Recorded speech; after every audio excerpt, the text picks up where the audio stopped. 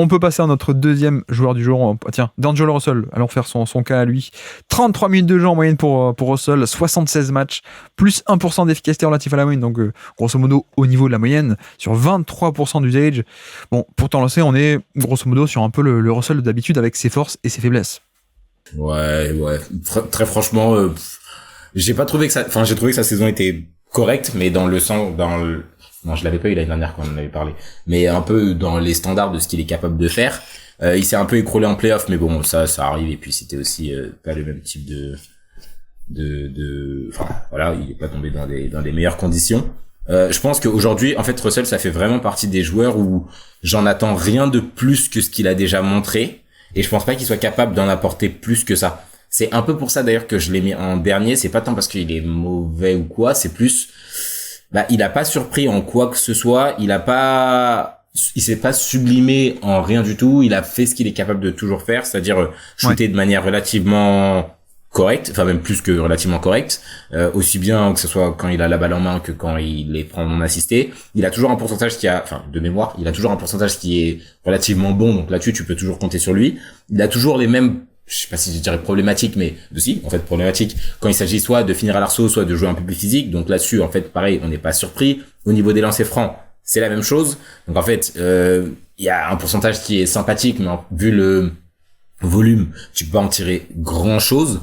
En tant que créateur, je trouve que c'est pareil, j'ai pas envie de dire que c'est mieux que ce qu'il a fait avant, parce qu'il y a des années où vraiment pour moi il m'avait un peu surpris, typiquement quand ce qu'il avait pu faire de temps en temps à Minnesota, ou même un peu avant à Brooklyn. Cette année, en fait, c'est juste dans les standards de ce qu'il est capable de faire quand il a la balle en main. Du coup, j'avoue que, c'est ce que tu dis, c'est une année de Russell comme il l'a toujours fait, quoi.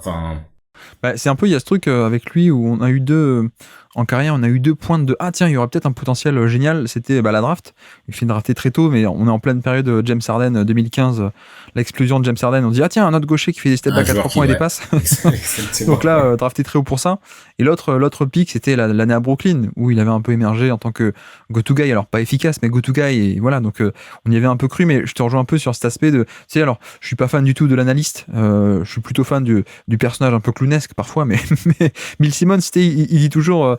Au bout d'un moment, tu es qui tu es. Et je pense que c'est un peu ça avec Russell, quoi. C'est-à-dire que, bon, il a 27, 28 ans, on a compris que le côté, tu pourras pas aller au panier, le drive est un peu limité, il y a pas cette agressivité-là, il y a pas les lancers francs. Le passing est très sympa, mais vu qu'il y a pas le drive, c'est un peu du passing, alors je caricature, mais un peu statique, c'est pas si dynamique que ça en sortie de dribble, quoi. Donc c'est un peu le Russell d'habitude, mais qui, tu vois, a aussi une utilité, je trouve. Enfin, modulo les engueulades avec Darvin Ham, on a bien compris qu'ils s'aimaient pas les deux entre eux. C'est clair. Mais non, mais tu vois, le shoot à 3 points, c'est quand même la force principale du profil. C'est-à-dire 41% à 3 points sur 7 par match. Ça a été un outil tactique assez intéressant parce que il y a plein de match-ups cette année où on a essayé de développer un peu, non pas LeBron James en pick and roll, mais parfois sur post-up.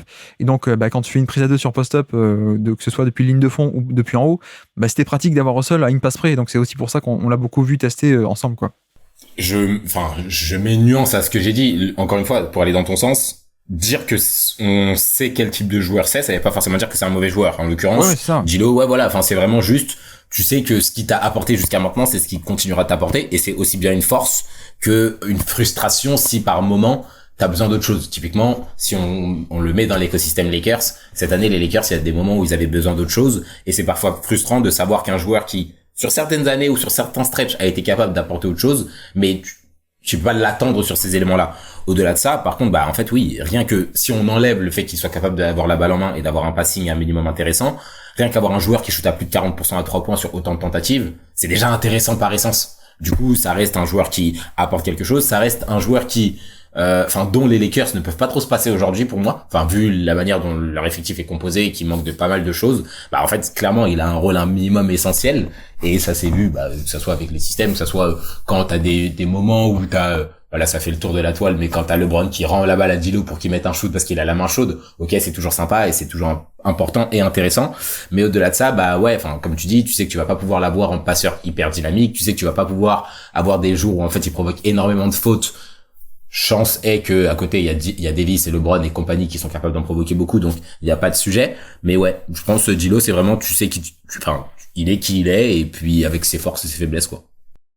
Je crois que tu viens d'utiliser le terme la toile pour désigner Internet. On a perdu les jeunes auditeurs de moins de 25 ans là, je crois. En plus, je parle comme si j'avais 35 ans, tu sais. Alors, mais juste, ça m'a fait rire. Mais bon, ouais, non, voilà. mais je te rejoins que le cas d'Angelo Russell agite les gazettes cette saison.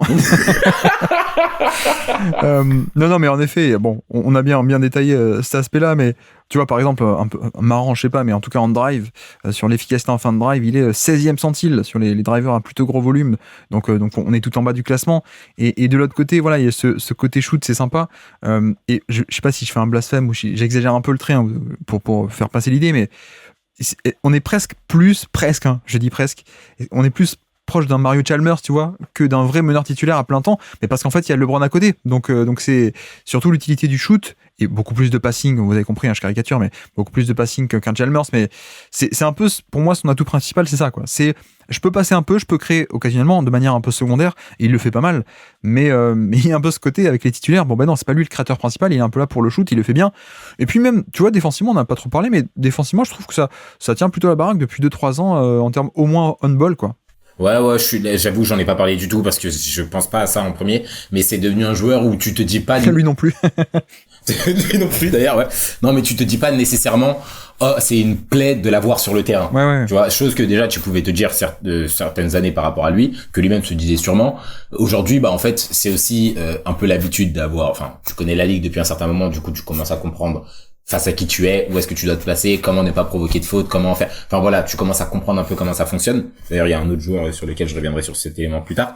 Mais voilà, du coup, tu l'as sur le terrain et ça va du côté défensif. Et offensivement, bah ouais, en fait, il a toujours les forces qui, dans l'absolu, encore une fois, on est dans une ligue où il faut shooter souvent, où il faut shooter correctement. Bah ouais, avoir un profil comme ça, c'est important, voire essentiel. Donc là-dessus, ouais, ça reste super intéressant de l'avoir. Et surtout, je trouve qu'il y a un côté aussi, c'est con, mais vu qu'on va parler de Butler plus tard, il joue beaucoup et il joue souvent. Et c'est pas, enfin, tu vois, genre un joueur qui fait, je sais pas, non mais voilà, lui au moins, je sais pas combien de matchs il a fait cette saison, mais vu l'effectif dans lequel il est, avec des joueurs qui sont potentiellement soit souvent blessés, soit vieux, tout simplement, bah c'est cool d'avoir un type qui est capable de te faire, je sais pas, peut-être plus de 70 matchs par saison. 76, ouais. Tu vois, bah putain, quand même, ok, 76, avec cette telle production. Franchement, c'est intéressant, je pense. Oui, et puis le passing aussi, on n'a pas trop développé, mais même si ça bouge pas trop, c'est un passing qui est hyper précis. Et c'est aussi là-dessus, comment est-ce qu'on pourra mieux l'exploiter par la suite, on verra. Mais classement, alors, niveau classement, où est-ce qu'on se projette Je crois que tu avais peut-être raison, on est en dessous de Joe Holiday. Je suis d'accord. Ouais, moi, Jérôme, on l'a mis genre 44, 56, un truc comme ça. Ouais, je l'aurais mis un peu en dessous quand même. Tu vois, là, il y a un groupe de créateurs, McCollum, Van Vliet, Murray. Est-ce qu'on n'irait pas taper par là? Ouais, sûrement. Ouais, peut-être, ouais, Murray, je sais pas trop ce que j'en pense, mais ouais, par là, ouais, McCollum, il est 57. Ça m'étonne pas de le mettre soit au-dessus, soit en dessous, ouais. Mike Conley, Vassell, Bogdanovic, je pense qu'on peut le mettre par là. Ouais, parce que j'ai vu Vassell aussi, et j'allais dire, pour moi, je le mets potentiellement devant Vassell, hein, en vrai. Donc, ce serait au-dessus de Austin Reeves, aussi, ou le duel commence souvent un peu le duel. On peut reclasser Austin Reeves, hein, ça me dérange pas. Ah, mais je sais. Ah, tiens. On peut par exemple mettre Russell au-dessus de Devin Vassell et remonter aussi de 4-5 places Reeves aussi. Ouais, ça m'étonne. Ouais, ça me choquerait pas, je pense. On peut faire ça. Tiens, mais c'est une bonne question. Toi, parce que toi, tu mettrais Reeves devant D'Lo cette année ou pas? Je pense peut-être, ouais. C'est un peu le même rôle, hein. Les deux sont un peu créateurs secondaires. Ouais, c'est pour ça. J'ai l'impression qu'on a plus d'efficacité et plus de polyvalence avec Reeves où il peut être poseur d'écran. C'est la polyvalence, ouais, c'est la polyvalence surtout. C'est même pas tant l'efficacité, j'avoue que j'ai pas regardé celle de Reeves, je sais pas trop ce que ça vaut, mais enfin, j'ai comparé à Russell, j'entends. Par contre, je le vois beaucoup plus polyvalent et du coup pour moi c'est un profil qui est d'autant plus important que ce soit chez les Lakers ou de manière générale. Et du coup à chaud, j'ai envie de mettre Reeves devant et en même temps vu que j'ai pas fait le comparo, je saurais pas dire. Et les deux par rapport à Mike Conley, au-dessus ou en dessous? Moi je serais tenté au-dessus, ne serait-ce que pour le volume. Moi j'aurais mis un peu au-dessus. Ouais, j'aurais mis un peu au-dessus. Donc on s'arrête à la zone Kate Cunningham, quoi, grosso modo. Ouais, ça me va très bien. Ok, bah faisons ça. Austin Reeves, puis D'Angelo Russell, puis Mike Conley, Vassell, ok. Ils sont en tête de ce groupe de créateurs secondaires. Ok, très bien, ça me va. Et donc, petit quiz, cette fois, tu n'es plus surpris. Nous sommes le 9 mars 2024. Je sais pas, je pense que tu t'en souviens peut-être. C'est un match sans LeBron James contre les Bucks. Et pourtant, nous avons un game winner de Russell contre les Milwaukee Bucks. Est-ce que tu es capable de citer des joueurs sur le terrain au moment de ce game winner? LeBron n'est pas là. Du coup, je sais pas, Davis. Davis, ouais, tout à fait. Reeves. Ouais. Russell.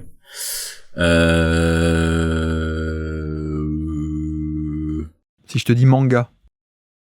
Rui Hachimura, tout à fait, ouais, le japonais. Ok, bien vu, ouais. Et le dernier, quelqu'un qui est arrivé en buyout, qui a fait la misère aux Suns en playoff 2022 avec Dallas. Dinwiddie. Exactement, c'était Dinwiddie qui est sur le terrain, sur ce match-là.